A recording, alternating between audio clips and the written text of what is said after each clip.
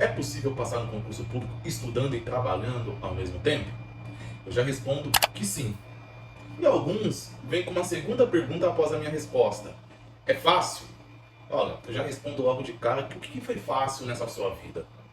Até aquilo que você faz de maneira automática, como andar na rua, passou por um processo de aprendizado. Nem mesmo aprender a andar foi fácil. Quantas vezes você caiu até você conseguir andar efetivamente se equilibrando, sem estar aí se esborrachando pelo chão? Tem um estudo que diz que nós, seres humanos, caímos em torno de 2.000 vezes até efetivamente aprendermos a andar.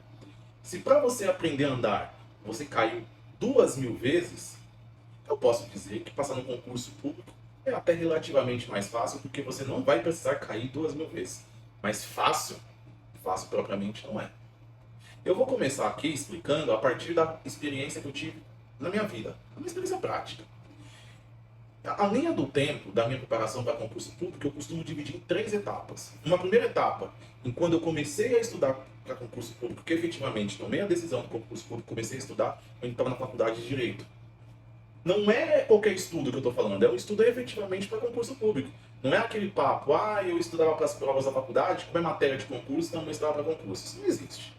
Ou você está estudando para a faculdade ou você estuda para concurso. Por mais que a matéria da sua faculdade muitas vezes está em algum edital de algum concurso público, os estudos são totalmente diferentes. Até mesmo porque as cobranças são diferentes. Na sua faculdade, salvo raras exceções, os professores lá eles dão uma aula mediana e torcem para que você passe de semestre para ele não ter que responder para a coordenação porque ele reprovou tantos alunos. Ele dá uma aula muitas vezes, ou não, mediana e uma prova mediana. Há raras exceções que você sentiu aí sendo pressionado por meio de uma prova difícil da faculdade? Pode ser. Mas em regra, é uma prova mais tranquila que você só precisa estudar as vésperas que você passa. Que realidade que isso tem com concurso público? Nenhuma.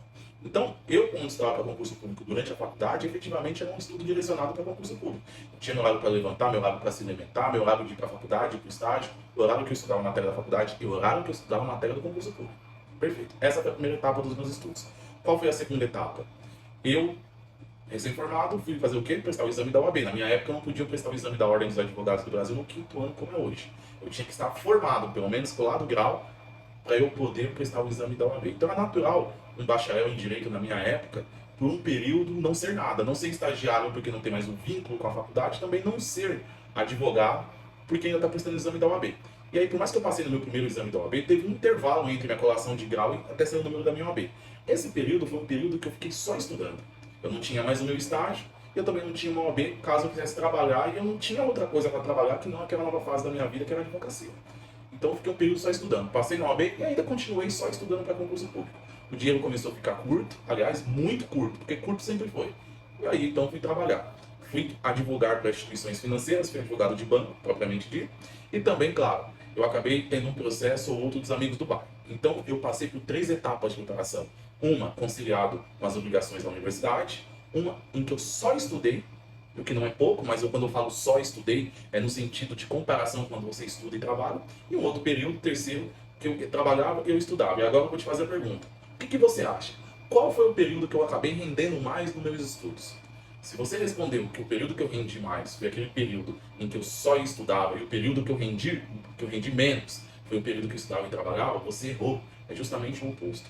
O período em que eu rendi mais foi trabalhando e estudando. E o período que eu rendi menos foi o período que eu só estudava. E o período intermediário foi aquele durante a faculdade. Isso não aconteceu por um acaso. Eu, num primeiro momento, que eu me vi na situação de ter que trabalhar, me causou um certo desconforto, porque eu achei que eu estaria um degrau abaixo de quem estava só estudando. Eu achei que quem só estudava tinha muito mais chance de passar no concurso público do que eu. Acontece que a vida prática desmente isso em um primeiro momento com muita facilidade. Primeiro, se só estudar aprovasse alguém em concurso público, todo desempregado passaria em concurso público.